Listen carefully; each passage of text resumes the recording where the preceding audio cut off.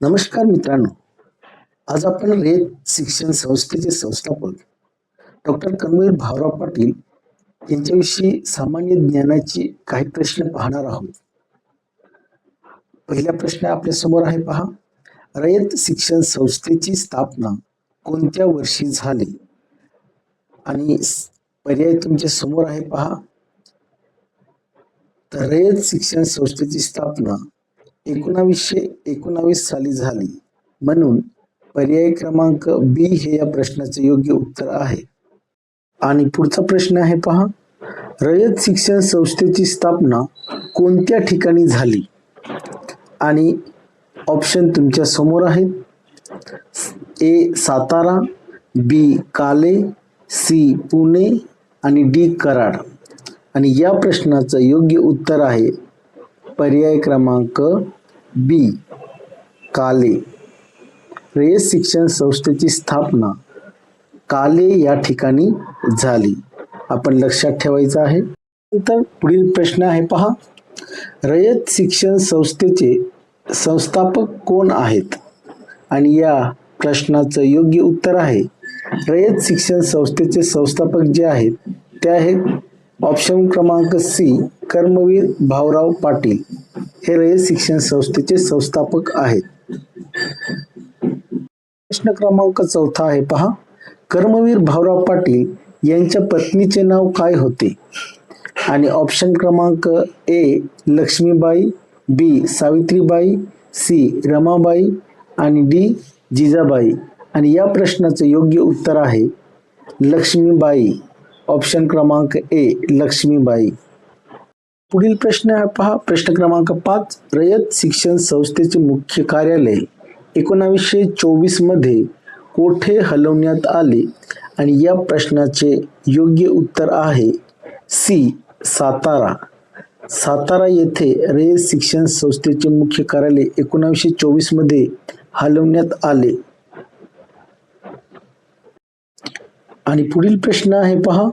कमवा व शिका या योजनेचा मुख्य उद्देश काय होता? आणि ऑप्शन क्रमांक ए आहे विद्यार्थ्यांना खेळ शिकवणे, बी आहे विद्यार्थ्यांना श्रमातून स्वावलंबी बनवणे, सी आहे विद्यार्थ्यांना परदेशात पाठवणे आणि डी आहे विद्यार्थ्यांना फक्त शेती शिकवणे.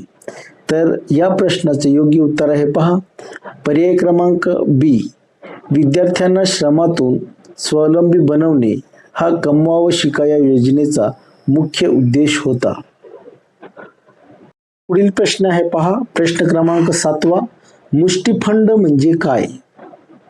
आणि पर्याय क्रमांक ए सरकारी शिष्यवृत्ती, बी मुठभर धान्य जमा करून तयार केलेला निधी, सी विद्यार्थ्यांचे शुल्क आणि डी शिक्षकांचा पगार. आणि या प्रश्नाचं उत्तर आहे बी मुठभर धान्य जमा करून तयार केलेला निधी म्हणजेच मुष्टिफंड होय.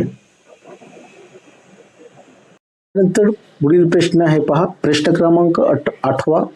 रयत शिक्षण संस्थेने वसतिगृह सुरू करण्यामागील प्रमुख उद्देश कोणता? आणि या प्रश्नाचे योग्य उत्तर आहे विद्यार्थ्यांना राहण्याची सुविधा देणे.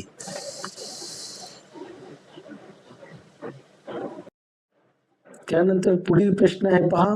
1921 मध्ये भाऊराव पाटील यांनी कोणत्या ठिकाणी वसतिगृह सुरू केले? आणि पर्याय क्रमांक ए आहे पहा काले, बी नेरले, सी पुणे, डी कराड. आणि या प्रश्नाचं योग्य उत्तर आहे बी नेरले. 1921 मध्ये भाऊराव पाटील यांनी नेरले या ठिकाणी वसतिगृह त्या ठिकाणी तयार केले. त्यानंतर पुढील प्रश्न आहे पहा विद्यार्थी मित्रांनो. प्रश्न क्रमांक 10 आहे. रयत शिक्षण संस्थेच्या कार्यात कोणत्या मूल्याचा विशेष महत्त्व दिले गेलेले आहे? आणि या प्रश्नाचे योग्य उत्तर आहे पहा श्रम प्रतिष्ठा. म्हणून ऑप्शन क्रमांक बी हे या प्रश्नाचे योग्य उत्तर आहे. आणि प्रश्न क्रमांक 11 आहे पहा. श्रम प्रतिष्ठा याचा योग्य अर्थ कोणता? आणि या प्रश्नाचं योग्य उत्तर आहे ऑप्शन क्रमांक बी श्रमाला सन्मान देणे. हा श्रम प्रतिष्ठा याचा योग्य अर्थ आहे. यानंतर 12वा प्रश्न आहे पहा विद्यार्थी मित्रांनो, 1935 मध्ये कर्मवीर भाऊराव पाटील यांनी कोणते प्रशिक्षण महाविद्यालय सुरू केले? आणि या प्रश्नाचं योग्य उत्तर आहे ऑप्शन क्रमांक ए, सिल्वर जुबली ग्रामीण प्रशिक्षण महाविद्यालय. 12वा प्रश्न आहे पहा विद्यार्थी मित्रांनो, 1942 मध्ये रयत शिक्षण संस्थेने कोणते अध्यापक विद्यालय सुरू केले? आणि या प्रश्नाचं योग्य उत्तर आहे पहा ए, जिजामाता अध्यापक विद्यालय. जिजामाता अध्यापक विद्यालय हे 1942 मध्ये रयत शिक्षण संस्थेने त्या ठिकाणी चालू केले. हे अध्यापक विद्यालय सातारा या ठिकाणी आहे. पुढचा प्रश्न आहे, छत्रपती शिवाजी कॉलेज सातारा कोणत्या वर्षी सुरू झाले? आणि या प्रश्नाचा योग्य पर्याय क्रमांक आहे सी, 1947. प्रश्न आहे, छत्रपती शिवाजी कॉलेज सातारा हे कोणत्या संस्थेने सुरू केले? आणि या प्रश्नाचा योग्य पर्याय आहे बी, रयत शिक्षण संस्थेने. यानंतरचा पुढचा प्रश्न आहे, 1954 मध्ये रयत शिक्षण संस्थेने कोणते महाविद्यालय सुरू केले? आणि या प्रश्नाचा योग्य पर्याय आहे पर्याय क्रमांक ए, सद्गुरू गाडगे महाराज कॉलेज.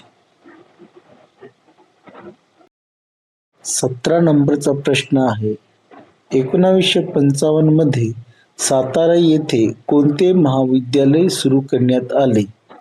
आणि या प्रश्नाचे योग्य पर्याय आहे पर्याय क्रमांक ए, आझाद कॉलेज ऑफ एज्युकेशन. यानंतरचा प्रश्न आहे प्रश्न क्रमांक 18, खालीलपैकी योग्य क्रम कोणता? या ठिकाणी आपल्याला क्रम ओळखायचा आहे. तर या प्रश्नाचा योग्य पर्याय क्रमांक आहे पर्याय क्रमांक ए, रयत संस्था, नेर्ले वसतिगृह, त्यानंतर सिल्वर जुबली प्रशिक्षण महाविद्यालय. तर या प्रश्नाचा पर्याय क्रमांक आहे ए. त्यानंतर प्रश्न क्रमांक 19, रयत शिक्षण संस्थेच्या कार्याचा मुख्य फायदा कोणाला झाला?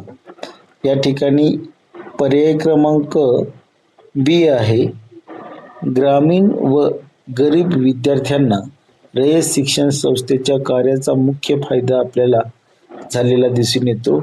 ग्रामीण भागातील व गरीब विद्यार्थ्यांना शैक्षणिक प्रवाहामध्ये आणून त्यांना योग्य त्या पद्धतीने शिक्षण देण्याचं काम रयत शिक्षण संस्था आजही करत आहे.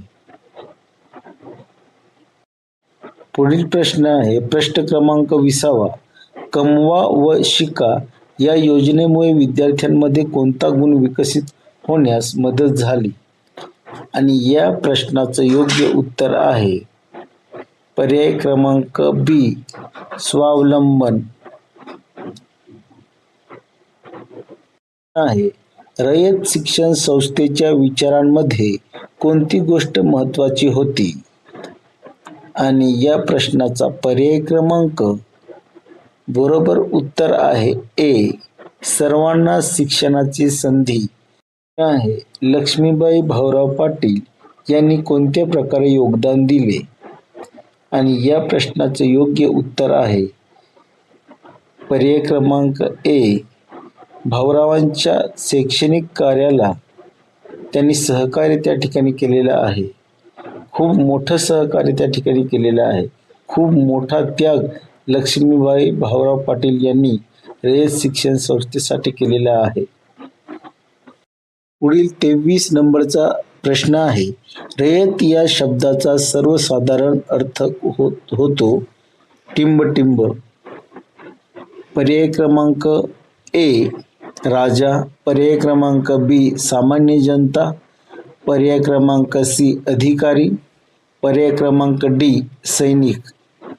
तर या प्रश्नाचे योग्य उत्तर आहे पर्याय क्रमांक बी सामान्य जनता. प्रश्न आहे प्रश्न क्रमांक 24. रयत शिक्षण संस्थेचा शिक्षणविषयक विचार कोणत्या समाजसुधारकांच्या विचारांशी जवळचा होता? आणि या प्रश्नाचे योग्य उत्तर आहे महात्मा ज्योतिराव फुले. 25 क्रमांकाचा प्रश्न आहे खालीलपैकी कोणती गोष्ट रयत शिक्षण संस्थेच्या कार्याशी संबंधित नाही? या ठिकाणी प्रश्न आपल्याला विचारण्यात आलेला आहे की रयत शिक्षण संस्थेच्या कार्याशी संबंधित नाही. कमवा आणि शिकवा हा पर्याय बरोबर आहे. मुष्टिफंड बरोबर आहे. वसतिगृह बरोबर आहे. केवळ श्रीमंतांसाठी शिक्षण हे बरोबर नाही. म्हणून पर्याय क्रमांक डी हे या प्रश्नाचे योग्य उत्तर आहे. 26 क्रमांकाचा प्रश्न आहे. या प्रश्नाचं उत्तर आपण कॉमेंट बॉक्समध्ये द्यायचं आहे. विद्यार्थ्यांनी स्वतः श्रम करून शिक्षण घेण्याची संकल्पना कोणती? आणि या प्रश्नाचे पर्याय आपल्याला खाली देण्यात आलेले आहेत. आणि हे जे पर्याय देण्यात आलेले आहेत या पर्यायातील योग्य पर्याय निवडून तुम्ही या प्रश्नाचं उत्तर कॉमेंट बॉक्समध्ये द्यायचं आहे. आणि हा व्हिडिओ जर आपल्याला फायद्याचा युजफुल वाटला असेल तर या व्हिडिओला लाईक करा, आपल्या मित्रांबरोबर शेअर करा आणि चॅनलला सबस्क्राईब करून घ्या. धन्यवाद.